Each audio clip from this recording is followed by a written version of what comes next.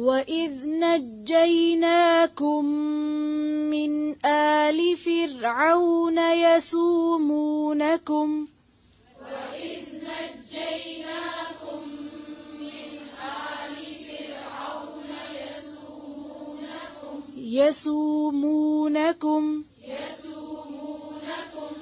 يَسُومُونَكُمْ سُوءَ الْعَذَابِ يُذَبِّحُونَ أَبْنَاءَكُمْ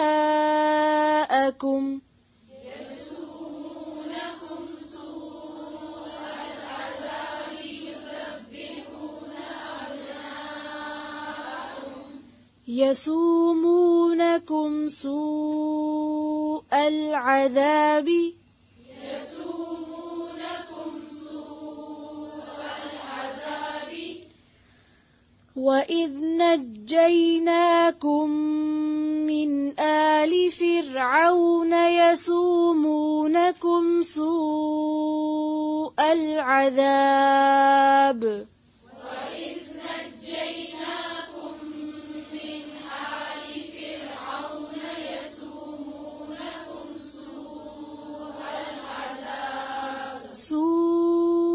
الْعَذَابِ حمزہ اور عین کی آواز میں فرق ہے، پھر سے پڑھیں. يُذَبِّحُونَ أَبْنَاءَكُمْ وَيَسْتَحْيُونَ نِسَاءَكُمْ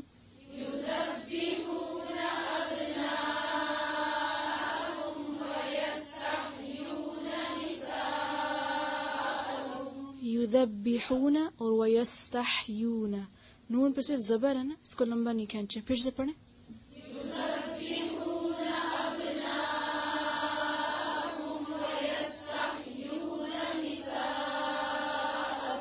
پینسل سب کی قرآن پاک پہ ہیں، اگر رکھیں گے تو یاد رہے گا، مارک کرنا، ورنہ نہیں یاد رہے گا. پھر سے پڑھیں. یذبحون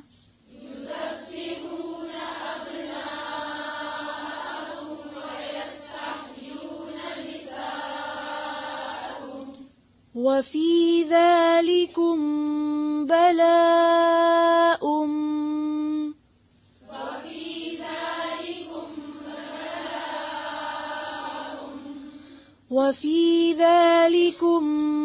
بَلَاءٌ مِّن رَّبِّكُمْ عَظِيمٌ.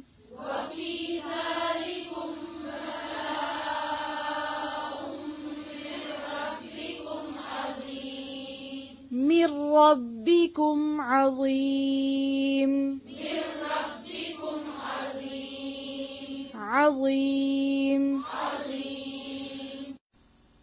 وَإِذْ نَجَّيْنَاكُمْ، اور جب نجات دی ہم نے تم کو. نجینا، نون جیم یہ، کسی مصیبت سے چھٹکارا حاصل کرنا، رہائی پانا. اردو میں بھی نجات کا لفظ استعمال ہوتا ہے. من آل فرعون، آل فرعون، آل کا لفظ گھر والوں کے لیے بھی استعمال ہوتا ہے اور فالوورز کے لیے بھی.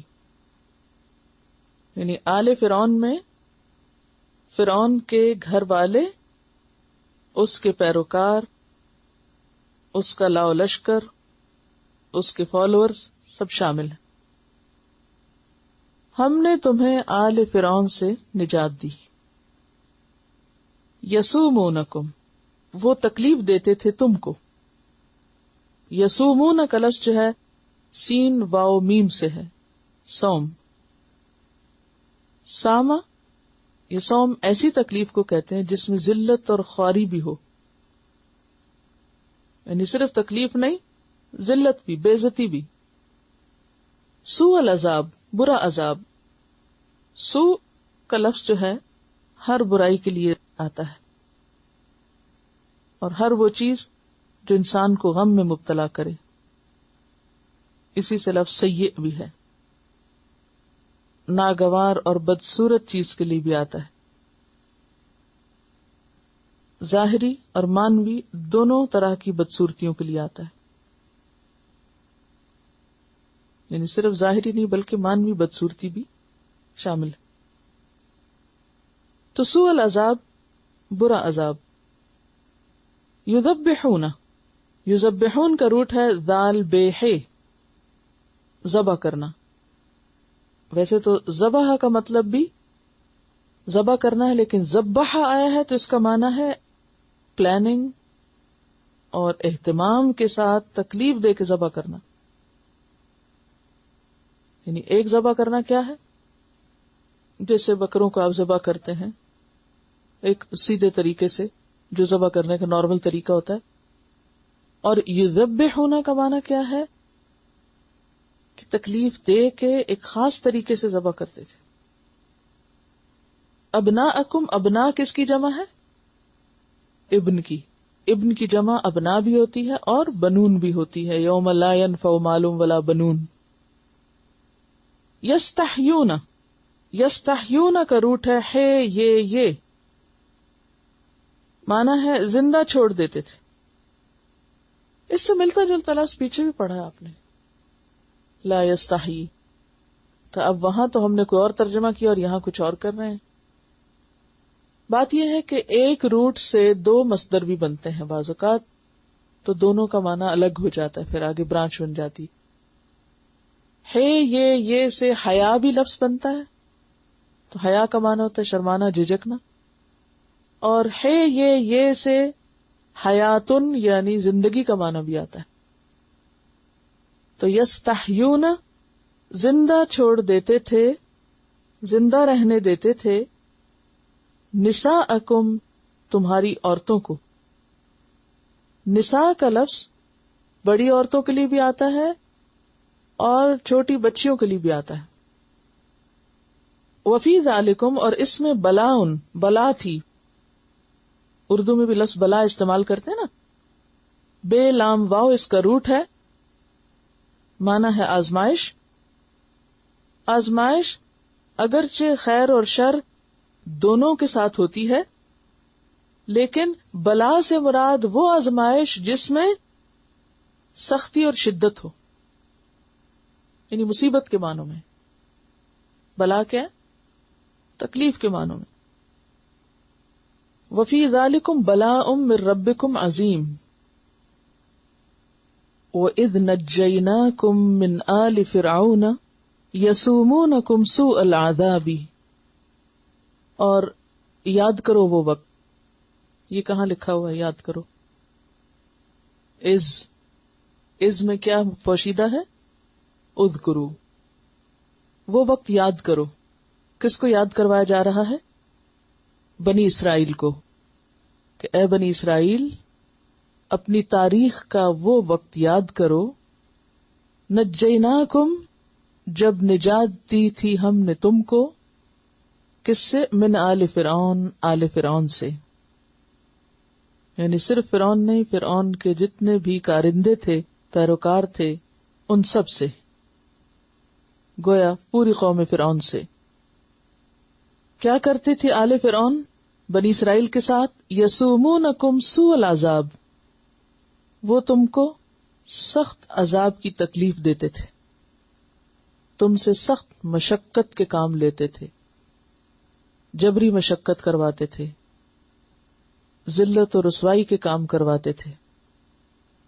اور اس کے ساتھ ساتھ یذبحون ابناءکم، تمہارے بیٹوں کو ذبح کرتے تھے، تمہاری نسل کشی کر رہے تھے.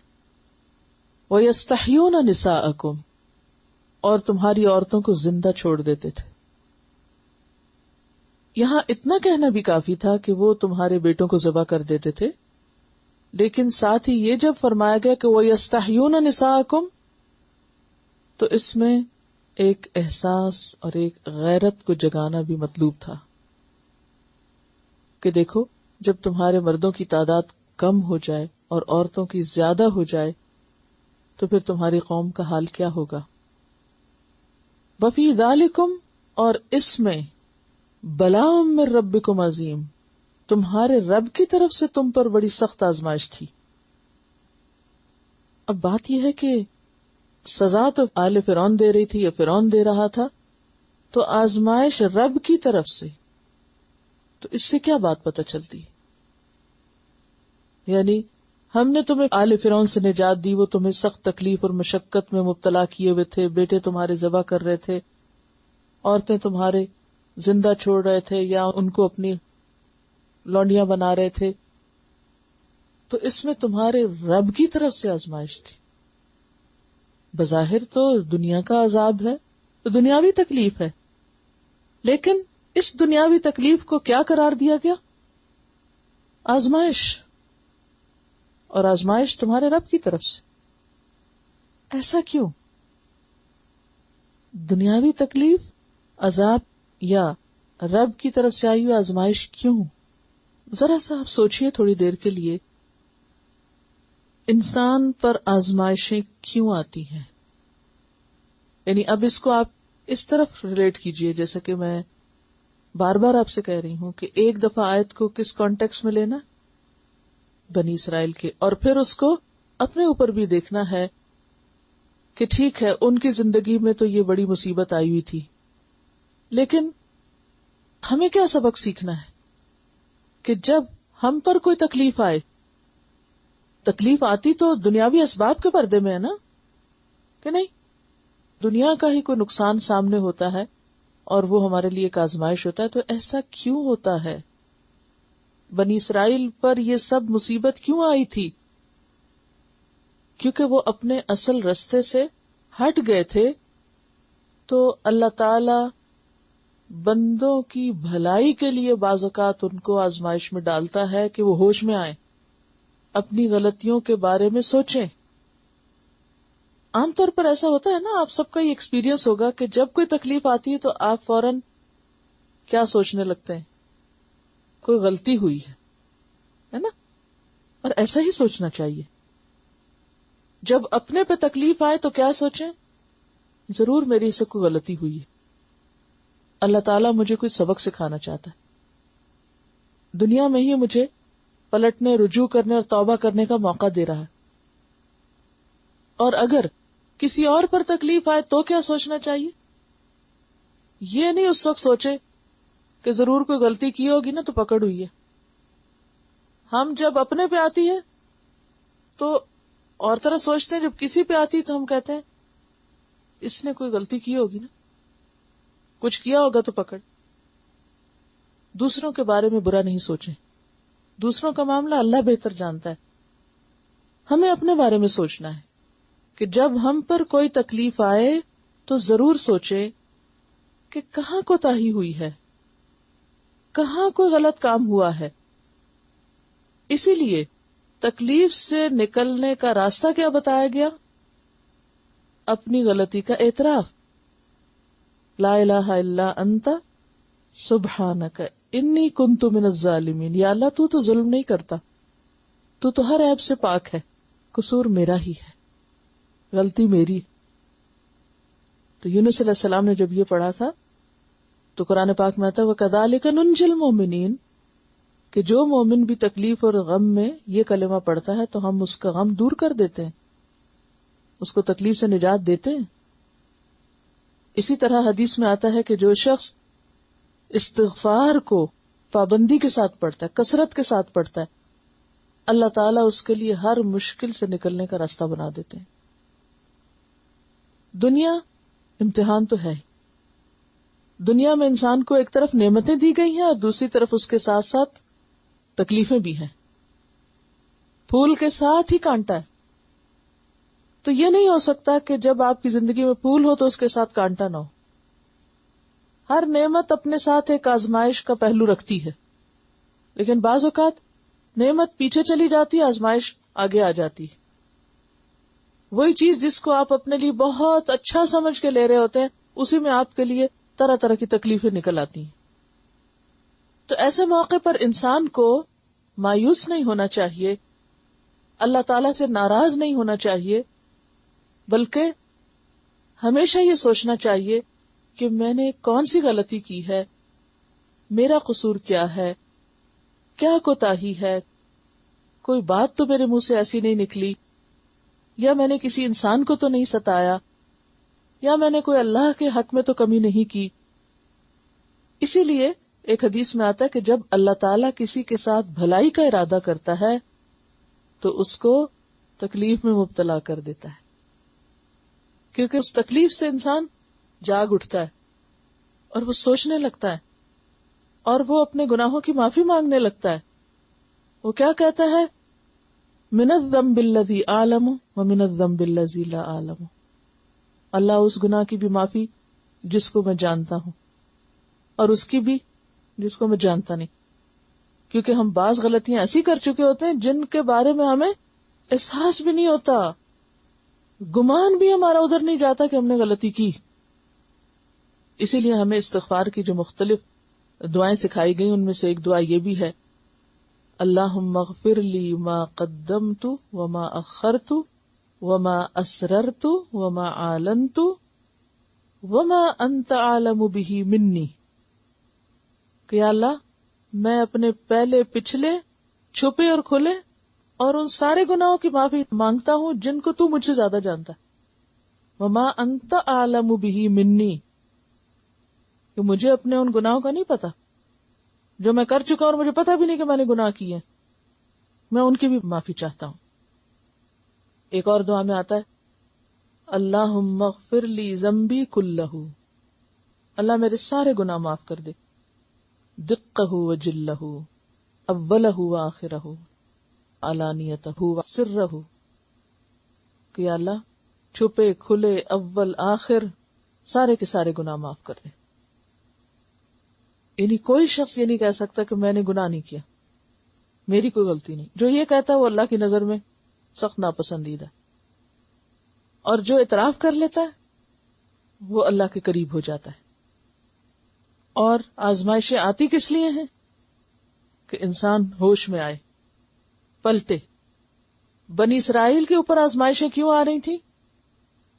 کیونکہ وہ اللہ کے چنے ہوئے لوگ تھے، مگر انہوں نے اس کا حق ادا نہیں کیا، اس نعمت کا انہوں نے شکر ادا نہیں کیا، اپنی ذمہ داری پوری نہیں کی.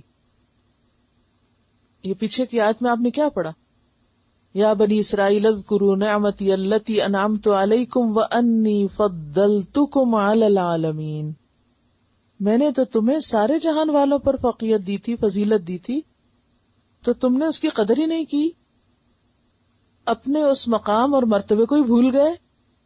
تو جب تم نے اپنا مقام کھو دیا تو میں نے بھی تمہیں تمہارے حال پہ چھوڑ دیا اور تمہیں اس ذلت میں مبتلا کر دیا. اب حال یہ ہے کہ تمہاری نسلیں بھی محفوظ نہیں اور تم پر سخت مصیبت آ چکی ہے، اور یہ اصل میں تو تمہارے رب کی طرف سے تم پر آئی ہے تاکہ تم سنبھلو. اب چونکہ یہ قوم کی بات ہو رہی نا، بنی اسرائیل کی بات ہو رہی، تو بنی اسرائیل اپنے وقت کی ایسی ہی قوم تھی جیسے اس کے بعد امت محمد صلی اللہ علیہ وسلم. اللہ نے نبی صلی اللہ علیہ وسلم کی امت کے لیے بھی کیا فرمایا؟ کنتم خیر امت، بہترین امت اخرجت للناس. تمہیں تو انسانیت کی بھلائی کے لیے پیدا کیا گیا تھا کہ تم ان کو سیدھے راستے پہ لاؤ. اور جب انہوں نے یہ کام چھوڑا تو کیا ہوا؟ خیر امت شر امت بن گئی. اور آج مسلمانوں پر بحیثیت مجموعی جتنی بھی مصیبتیں اور تکلیفیں آتی ہیں یہ آزمائشیں ہیں. ان میں اپنی غلطی کا اعتراف کرنے کی ضرورت ہے، اور جو کام ہمیں دیا گیا تھا کرنے کو، جو اسائنمنٹ ہمیں ملی تھی بحیثیت امت مسلمہ کے، اخرجت للناس، جب تک ہم وہ نہیں کرتے تو محض یہ کہتے رہیں کہ یہ فلاں کی سازش ہے اور یہ فلاں ہمیں ایسے پریشان کر رہا ہے، یہ فلاں ظالم ہے، وہ جتنا مرضی رونا روتے رہیں، حالات نہیں سنور سکتے جب تک کہ وہ کام نہ کریں جس کام کے لیے اللہ نے بنایا.